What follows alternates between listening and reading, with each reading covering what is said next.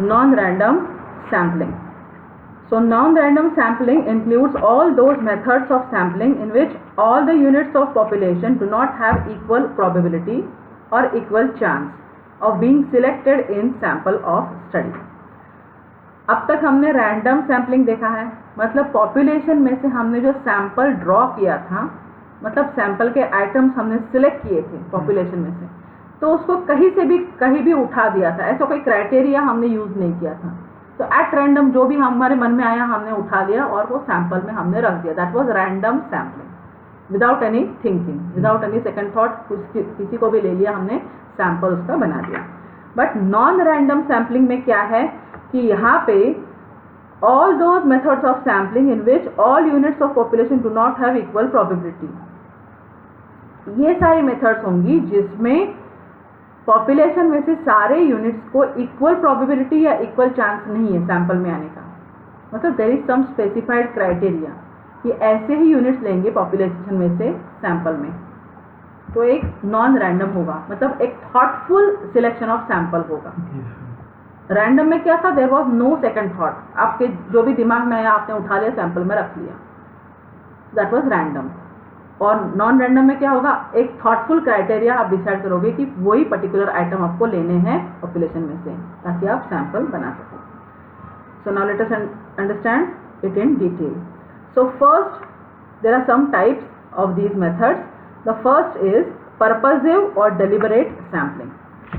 Purposive sampling is that method in which the investigator himself makes the choice of sample and which in his opinion is the best representative of the universe.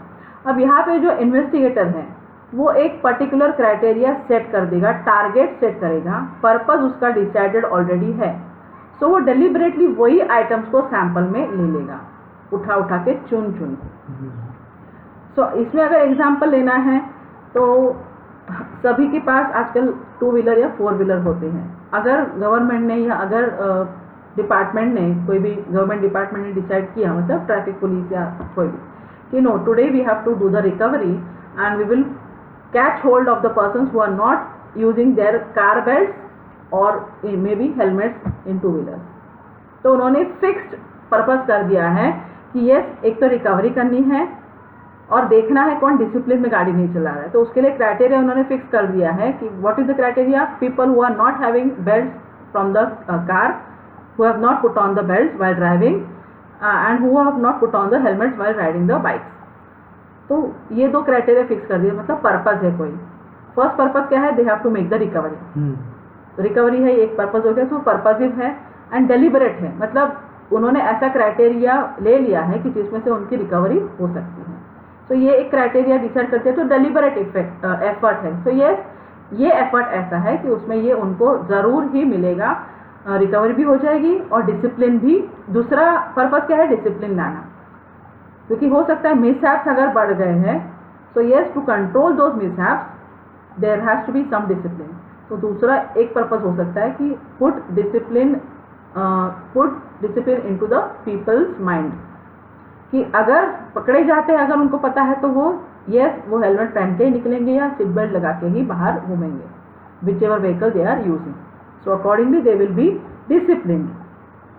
So yes, in this case purposive sampling हो रहा है। तो यहाँ पे purposive क्या है, वो जो ट्रैफिक पुलिस होगी वो चुन चुन के जिन्होंने बेल्ट नहीं पहना है उनको, उनके ऊपर ही उनकी नज़र होगी, वो अच्छे से निकाल लेंगे फटाफट। They know what they have to do, so they will know कि किसी ने बेल्ट नहीं लगाया है तो they will pick that person, चलो इधर आ जाओ, गाड़ी इधर ले लो। या इवन 2 व्हीलर में जिसने हेलमेट नहीं पहना है तो he will, the police will ask him to come aside. सो ये क्या हो गया, एक पर्पसिव सैम्पलिंग हो गया। तो ये अभी जो साइड में आ रहे हैं जो भी व्हीकल ओनर्स हैं, तो वो क्या है, एक सैंपल में आ गए। What is this sample called as, this sample represents from the population, पूरी पॉपुलेशन में से इनको अलग से निकाल लिया है कि इन्होंने डिसिप्लिन को तोड़ा है या फिर उन्होंने हेलमेट नहीं पहनी या फिर बेल्ट नहीं पहना हुआ है। सो ये एक सैंपल आ गया, या इसको हम ग्रुप भी कह सकते हैं। This is the group of people who have not actually followed the disciplinary instructions. Okay, so ये एक ग्रुप बन गया। सो इस तरह से ये एक एग्जाम्पल था, जस्ट किसी के खिलाफ कुछ बोलने की वो नहीं है, it is only for discipline. So purpose क्या था, डिसिप्लिन लाना या रिकवरी करना। तो this is just an example. तो ये मेथड कहाँ पे सुटेबल होगी? तो obviously wherever there is however there is considerable possibility of personal bias in the purposive sampling। तो यहाँ पे एक पर्सनल बायस का चांस है। तो जिस मेथड में अगर पर्सनल बायस का चांस है तो we can say that method may not be useful actually because it will lose its credibility. Now in this method selection of the sample items is not left to the chance of the factors, it is simply made by the choice। तो यहाँ पे जो police है उन्होंने ये ऐसा ही किया होगा कि एक चूज कर दिया होगा कि यही हमको करना है, तो ऐसे ही नहीं किसी को भी ले लो, ये चॉइस मतलब it is not left as a chance, so it is a deliberate choice only। Then this method is specifically suitable when some of the items in the universe are of special significance and ought to be included in the sample। तो जहाँ पे भी population में कुछ items ऐसे हैं जो special significance deserve करते हैं या जिनका स्पेशल इम्पोर्टेंस है, तो उन्हीं आइटम्स को हमें सिलेक्ट कर देना है। तो अगर हमने बोला कि नहीं सभी VIPs को लेना है, so forget the example of this traffic police and this different। So now what we want to have a sample of all the VIPs residing in say Gandhinagar. तो हमें ऐसे ऐसे VIPs के नाम पहले देखने होंगे कि who are very important persons, they may be powerful, they may not be powerful, they may be rich, they may not be rich। तो बस हमको क्या है कि इस तरह के पीपल लेने जो VIPs है, वो वेरी इंपॉर्टेंट पर्सन, तो बस उनको हमने ले लिया। So this is how we are, so एक क्राइटेरिया बना दिया, एक पर्पज है हमारा कि हमको VIPs के साथ बात करनी है या whatever. So this is what we have already done. So special importance वाले पर्सन को चूज करना है, so we have done that. But there may be personal bias in this method, when it is there this method will lose its credibility। Now let us understand the merits of this method। This method is flexible to allow the inclusion of those items in the sample which are of special significance। तो यहाँ पे special significance वाले items को जगह मिल जाएगी sample में। This method is suitable for that. Earlier हमने देखा एट रैंडम जहाँ पे कर रहे थे, रैंडम सैम्पलिंग जहाँ पे था वहाँ पे स्पेशल सिग्निफिकेंस वाले लोग आएंगे ही, ऐसा कोई उसमें था नहीं प्रोविजन। बट यहाँ पे yes we can do that, we can keep certain criteria where in दो special significant person can be taken in. तो ऐसा क्राइटेरिया बना सकते हैं हम, तो वही उन्हीं को हम चूज कर सकते हैं। So this method is suitable for that and this is the merit of this method। The special significant people or items can be taken into the sample। Selection of items can be deliberately tuned into purpose of study। So deliberate tuning हो सकता है, that is deliberate selection of items can be done। हमें एक target बना दिया, एक purpose बना दिया है, we know what we are doing and we know what we want to do। So aim clear है, goal clear है, so we can just apply the criteria and do the selection of the sample items। Then it is very simple technique of selection of sample। तो ये technique जो है बहुत simple है, बस आपको पर्पस डिसाइड कर देना है, उस हिसाब से क्राइटेरिया डिसाइड करके सैंपल बना देना है। This is very simple method. Now let us understand the demerits of this method. There is possibility of personal bias. जो हमने देखा कि अगर पर्सनल बायस है, कि अगर ऐसा है कि नहीं पहचान वालों को ही लेना है, VIP हो या नहीं हो, पर पहचान वाले उसमें जरूर आने चाहिए। So if this is the criteria, there is a personal bias. तो पर्सनल बायस है तो आपके जो रिजल्ट्स होंगे या सैंपल का सिलेक्शन जो होगा वो क्रेडिबल नहीं होगा, रिलायबल नहीं होगा। Then because of the possibilities of personal bias, reliability will be doubtful. तो अगर personal bias, if at all personal bias peeps in, the sample will not be regarded as reliable one. Now let us understand the next type of non-random sampling, that is stratified or mixed sampling। This method of sampling is generally adopted when the population consists of different groups with different characteristics। According to this method, population is divided into different strata having different characteristics, and some of the items are selected from each strata so that entire population gets represented। तो यहाँ पे सबसे पहले क्या करना है, जब भी पॉपुलेशन में डिफरेंट ग्रुप्स है, डिफरेंट कैरेक्टरिस्टिक्स वाले, तो वहाँ से हमें एक स्ट्रैटा को डिसाइड करके we have to select from that strata.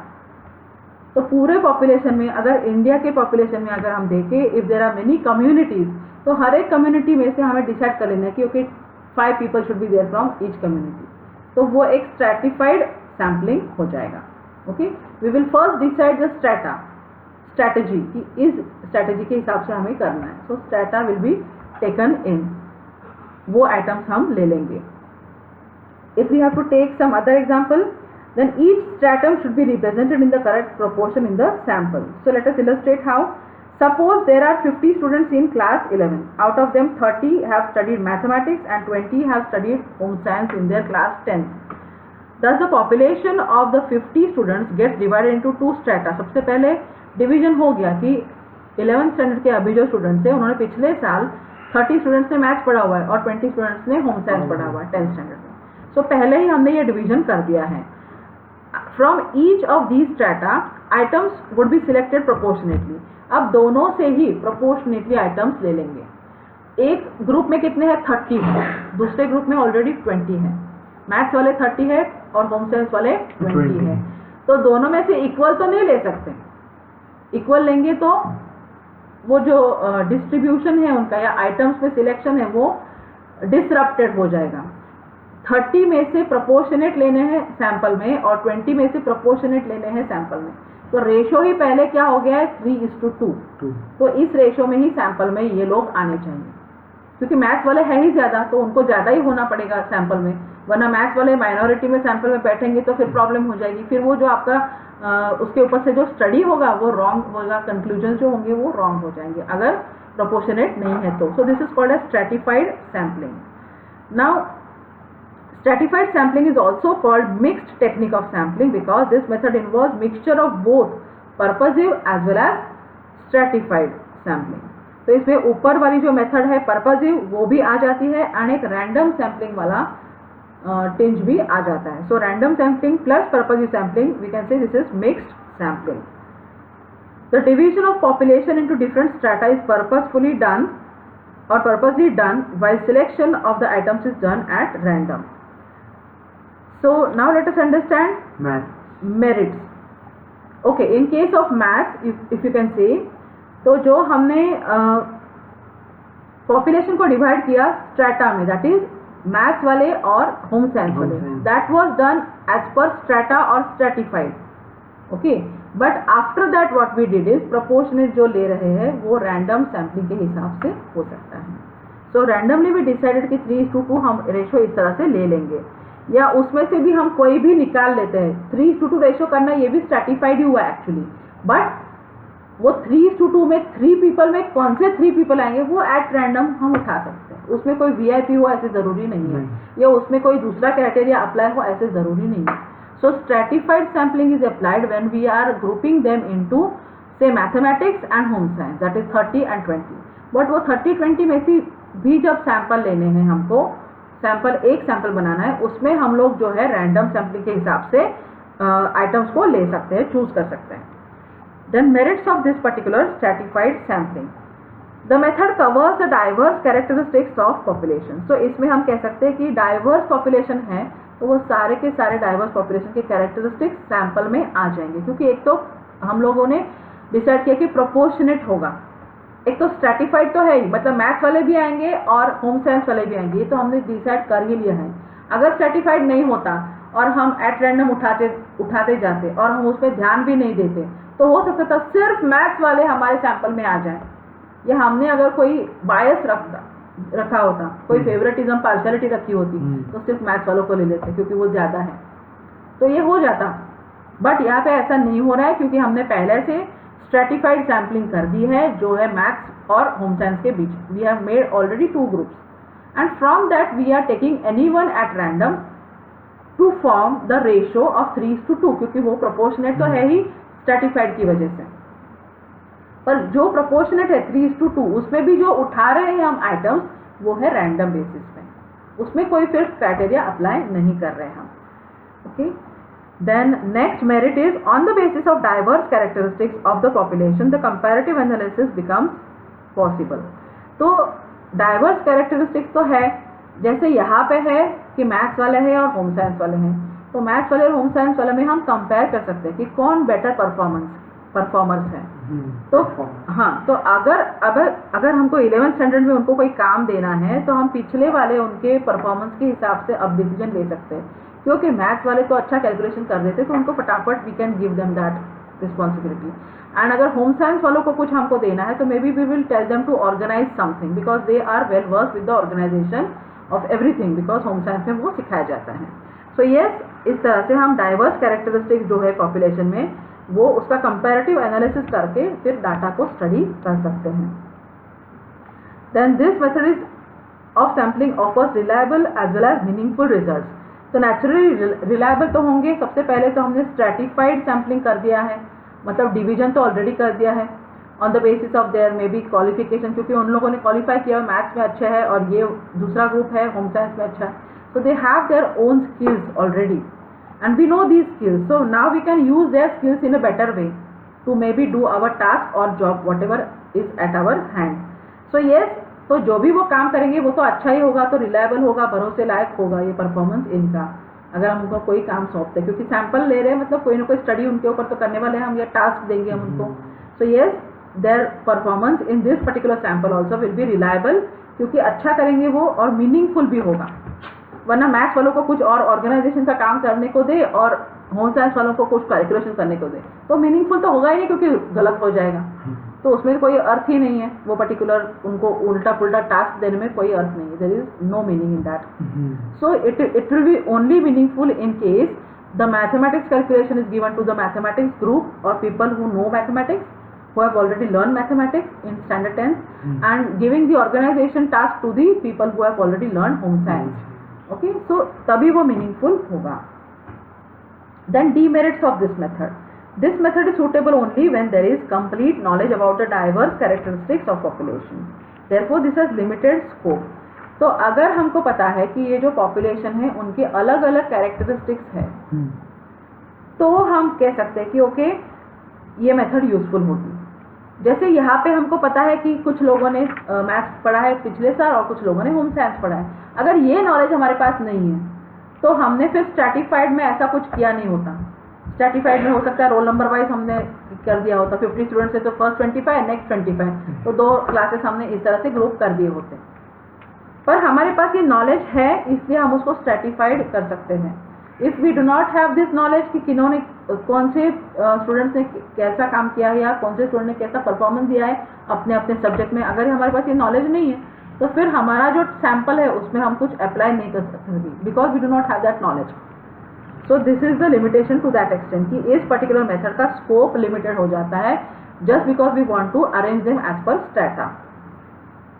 There is a possibility of bias at the time of classification. Yes, ये स्ट्रैटिफाइड सैम्पलिंग करते वक्त हो सकता है कि बायस्ड हो जाए ये इन्वेस्टिगेटर. तो अगर इन्वेस्टिगेटर बायस्ड है तो वो सैम्पलिंग पहले से ही गलत हो जाएगा. सैंपल जो क्रिएट कर रहे हो आप वो पहले से गलत ही होगा, बायस्ड ही होगा, तो उसके रिजल्ट्स भी गलत आएंगे. Then when the size of population is already small it may be difficult to further divide it into parts. तो यहाँ पे जो साइज ऑफ पॉपुलेशन अगर 50 है तो ये तो स्मॉल साइज है, तो उसको और छोटी साइज में आप डिवाइड कर रहे हो, इसका मतलब वो फिर मीनिंगफुल रिजल्ट उस केस में नहीं मिलेंगे आपको. सो this is what is the demerit of this method. Now let us understand